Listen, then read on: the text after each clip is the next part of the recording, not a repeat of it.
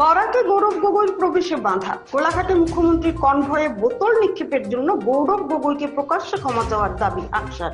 গোলাঘাটে মুখ্যমন্ত্রীর কনভয়ে বোতল ছোড়ার বিরুদ্ধে তীব্র প্রতিক্রিয়া প্রকাশ করেছে সারা কাছাড় করিমগঞ্জ হাইলাকান্দি ছাত্র সংস্থা। বুধবার শিলচর প্রেস ক্লাবে এক সাংবাদিক সম্মেলনে আকসার মুখ্য উপদেষ্টা রূপম নন্দী পুরকায়স্থ প্রতিক্রিয়া ব্যক্ত করে মুখ্যমন্ত্রী হিমন্ত বিশ্ব শর্মার কনভয়ে বোতল ছোড়ার জন্য আসাম প্রদেশ কংগ্রেস সভাপতি গৌরব গগৈ সম্পূর্ণ দায়ী। সভাপতি হিসেবে গৌরব গগৈ সম্পূর্ণ ব্যর্থ।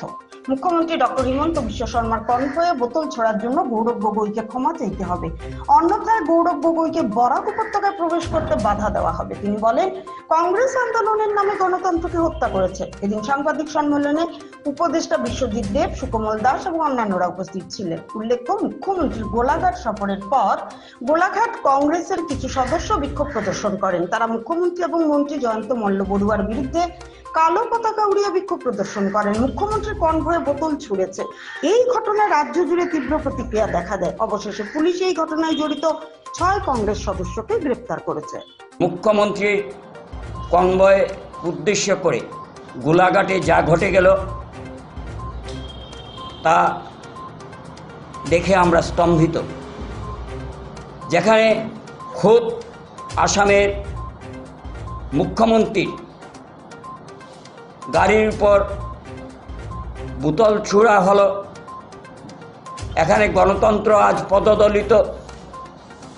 এখানে গণতান্ত্রিক আন্দোলনের নামে সন্ত্রাসী কায়দায় আন্দোলন চলছে। আমরা এটাকে কখনো সমর্থন করতে পারি না। এটা কাশ্মীর নয়, এটা আসাম। যারা এ ধরনের আন্দোলন নামে বোতল ছুঁড়ে মারছেন তাদেরকে আমরা হুঁশিয়ারি করে জানিয়ে দিতে চাই, আসামের মুখ্যমন্ত্রীর মান সম্মান আমাদের মান সম্মান। তাই যারা এ ধরনের জঘন্যতম কাজ করছে তাদের প্রত্যেককে দৃষ্টান্তমূলক শাস্তি দেওয়া হোক। আজকে প্রদেশ সভাপতি হিসাবে গৌরব গগৈ চূড়ান্তভাবে ব্যর্থ। তার দলের কোনো নিয়ন্ত্রণ সেখানে নেই, উনি সম্পূর্ণভাবে ডিকন্ট্রোল।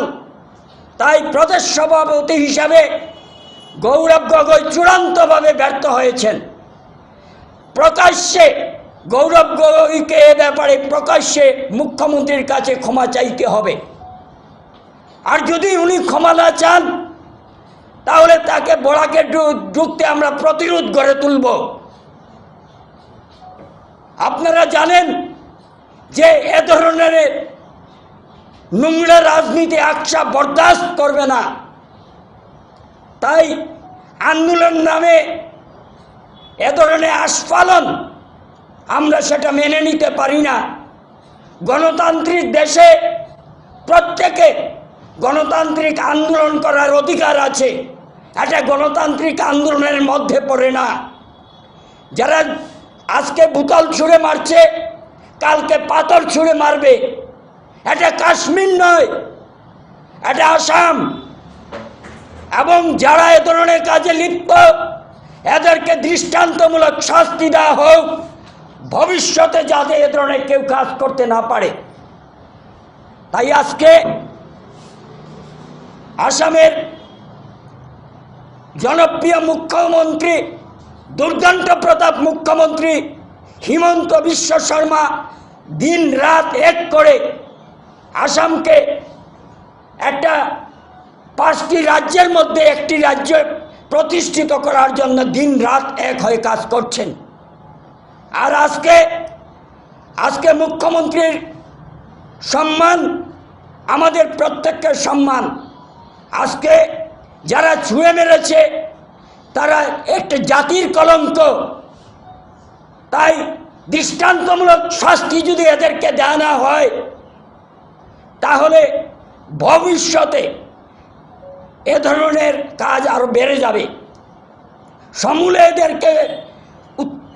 এদেরকে ধ্বংস করতে হবে।